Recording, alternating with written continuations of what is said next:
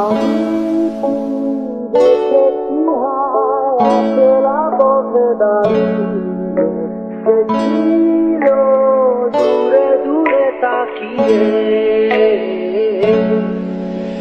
আহা